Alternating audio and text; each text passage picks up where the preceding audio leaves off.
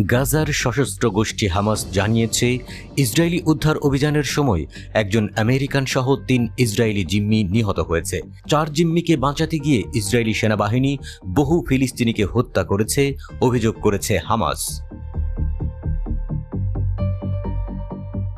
Israeli প্রতিরক্ষা বাহিনী IDF ৪ Israeli জিম্মিকে উদ্ধার করতে সক্ষম হয়েছে। এই ব্যক্তিদের গত ৭ অক্টোবর সুপারনোভা উৎসব থেকে অপহরণ করেছিল হামাস। ফিলিস্তিনি সূত্র অনুসারে উদ্ধার অভিযান চলার সময় ২০০ জনেরও বেশি ফিলিস্তিনি নিহত হয়েছে বলে জানা গেছে।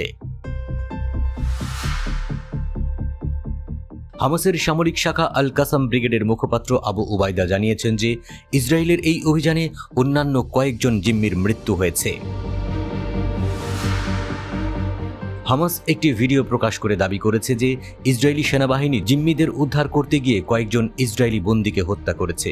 ভিডিওতে আহত ফিলিস্তিনি শিশুদের ছবি দেখানো হয়েছে এবং ৪ জিম্মিকে উদ্ধারের জন্য আইডিএফকে নুসিরাত ক্যাম্পে গণহত্যা করার জন্য অভিযোগ করা হয়েছে।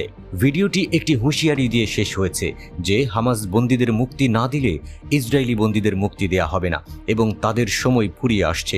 এই ঘটনাকে হামাসের মনস্তাত্ত্বিক কৌশল হিসেবে বর্ণনা করেছে জেরুজালেম পোস্ট। ইসরায়েলের বিরুদ্ধে যুদ্ধে হামাসকে মনস্তাত্ত্বিক কৌশল ব্যবহার করার এটাই প্রথম ঘটনা নয়। ৯ অক্টোবর হামাসের একজন মুখপাত্র ইসরায়েলের প্রতিটি বিমান হামলার জন্য বেসামরিক জিম্মিদের হত্যা করার হুমকি দেন। মে মাসে হামাস একটি ভিডিও প্রকাশ করে দাবি করে যে গাজায় একজন সেনাকে হত্যা করা হয়েছে এবং তার মরদেহ অপহরণ করা হয়েছে, কিন্তু আইডিএফ এই দাবিকে অস্বীকার করে। জেরুজালেম পোস্টের প্রতিবেদনে বলা হয়েছে, হামাস প্রায়শই মৃত্যুর অন্যান্য কারণ অস্বীকার করার পরিবর্তে ইসরায়েলি বিমান হামলায় জিম্মি নিহত হওয়ার বিষয়ের উপর জোর দেয়। জেরুজালেম পোস্ট বলছে, হামাসের প্রকাশিত ভিডিওটিতে হিব্রুতে বেশ কিছু বানান ভুল ছিল এবং দাবিকৃত নিহত জিম্মিদের পরিচয় নিশ্চিত করা যায়নি। অভিযোগ সত্ত্বেও আশেপাশের প্রকৃত পরিস্থিতি অস্পষ্ট রয়ে গেছে। এই কৌশলটির লক্ষ্য ইসরায়েলি জনসাধারণের মধ্যে বিভ্রান্তি ও দুর্দশা তৈরি করা এবং ইসরায়েলি সরকারকে চাপ দেওয়া।